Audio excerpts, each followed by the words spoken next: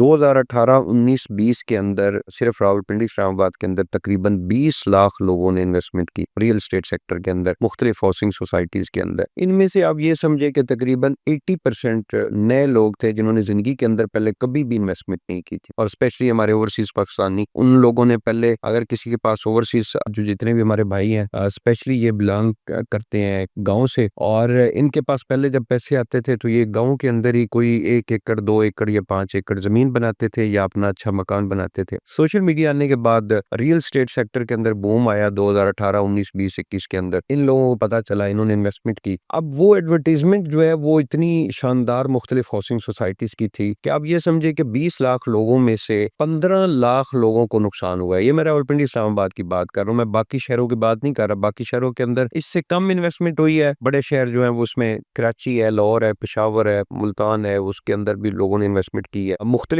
जो छोटे शहर है उनके अंदर भी बहुत सारे टाउन बने, देखा देखी लोगों ने रियल एस्टेट का काम शुरू कर दिया। 15 लाख लोगों को नुकसान हुआ। इन 15 लाख लोगों का नुकसान का मतलब अब ये है कि जो रियल एस्टेट मार्केट इस वक्त डाउन है, उसमें सबसे बड़ा एलिमेंट उस वजह से है कि छोटे जो इन्वेस्टर थे जिनकी जमा पूंजी जो है वो मंथली 50,000 से लेके 1 लाख रुपए वो सेविंग कर रहे थे, उसमें उन्होंने कहा चलो जी 20,000, 25,000 या 50,000 रुपए माना किसके ऊपर प्लॉट मिल लेता है, हम एक प्लॉट ले लेते हैं। अब जो रियल एस्टेट मार्केट डाउन है ना, ये लोग किसी सूरत कबूल करने के लिए तैयार नहीं है कि हमारे साथ फ्रॉड क्यों हुआ है। पाकिस्तान के अंदर इदारे जो है वो कमजोरी दिखा रहे हैं। अभी खैर अल्लाह पाक बेहतर करेगा। मैं तो बहुत ज्यादा पुरुमीद हूँ जिन हाउसिंग सोसाइटीज ने भी फ्रॉड किया है। अभी पंजाब के अंदर मेरे ख्याल में उन्होंने कोई 2000 केसेस निपटाए हैं टोटल एक हफ्ते के अंदर, कि जिन लोगों की पुरानी जमीनों के ऊपर कब्जे हुए थे, असल मालिकान के पास कब्जा नहीं था, किसी ने कब्जा किया हुआ था, उनसे गवर्नमेंट जो है वो कब्जे वापस दिलवा रही है। तो इंशाल्लाह इसी तरह अल्लाह पाक करेगा रावलपिंडी इस्लामाबाद या बाकी शहरों के अंदर भी जिन लोगों के साथ फ्रॉड हुए हैं, हमारे जो इदारे हैं वो अभी ऐसा ऐसा मुतर्रक हो भी रहे हैं। और ये फ्रॉड अगर रिकवर होता है ना तो फिर दोबारा रियल एस्टेट मार्केट जो है वो चमकेगी, क्योंकि फिर ये होगा, फिर एक मैकेनिज्म होगा, इदारे जो है वो स्ट्रांग होंगे, क्योंकि पहले वाला फ्रॉड जो है वो पकड़ेंगे तो तब भी इदारे जो है वो स्ट्रांग होंगे। तो रियल एस्टेट के अंदर नए लोगों के साथ ज्यादा फ्रॉड हुआ है। पुराना इन्वेस्टर जो बड़ा इन्वेस्टर है उसको तो ऑलरेडी उसने पहले भी कई दफा नुकसान शायद किया हो, और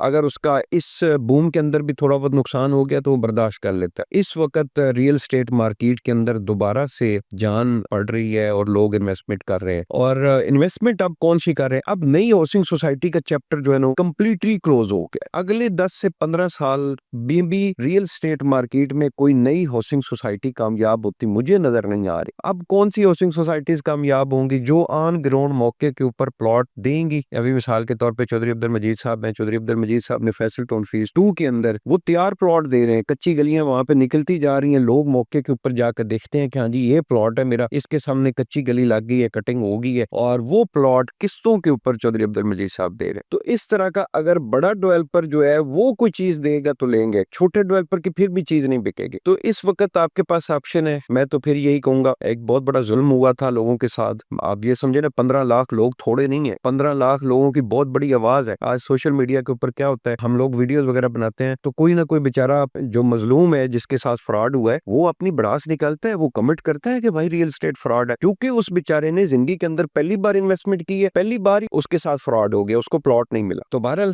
रियल एस्टेट मार्केट चलती रहेगी, नीड के ऊपर चलेगी। अब वो जो पहले वाला था कि लोग जो है ना इसके अंदर एज ए प्रॉफिट कमाने के लिए इन्वेस्टमेंट कर रहे थे, वो अब बहुत कम हो गए। अब नीड के ऊपर है। मिसाल के तौर पे किसी पर्सन ने घर बनाना है, अपने लिए उसने घर बनाना है, तो उसको एक प्लॉट चाहिए, तो उसने वो प्लॉट बाई करनी करना है, लेकिन वो उस लोकेशन के ऊपर या उस हाउसिंग सोसाइटी के अंदर प्लॉट बाई करेगा जिस हाउसिंग सोसाइटी की साइट के ऊपर जो है वो डेवलपमेंट कंप्लीट होगी। तो रियल एस्टेट सेक्टर के अंदर अभी अगर आप इन्वेस्टमेंट करना चाह रहे हैं तो आप कोशिश करें ऐसी हाउसिंग सोसाइटी का इंतखाब करें जिस हाउसिंग सोसाइटी के प्लॉट डेवलप हो चुके हों। अब इंस्टॉलमेंट प्लान के ऊपर वो सिर्फ हवाई बातें, सिर्फ एडवर्टीजमेंट उसकी तरफ ना जाए। कोशिश करें कि इंस्टॉलमेंट से भी बेहतर है थोड़े थोड़े पैसे जमा करके और अपने अकाउंट में रखें। जब आपके पास अच्छे पैसे बन गए, इस्लामाबाद के अंदर इस वक्त 30 लाख से 5 मरले का प्लॉट शुरू हो जाता है। बाकी आप जितना अपना बजट बढ़ाते जाएंगे उतना महंगा भी होता जाएगा। 30 लाख से लेके 2 करोड़ रुपए का आपको 5 मरले का प्लॉट मिलता है। डिपेंड करता है कि आप किस बजट के ऊपर, किस लोकेशन के ऊपर आप इन्वेस्टमेंट करना चाहते हैं।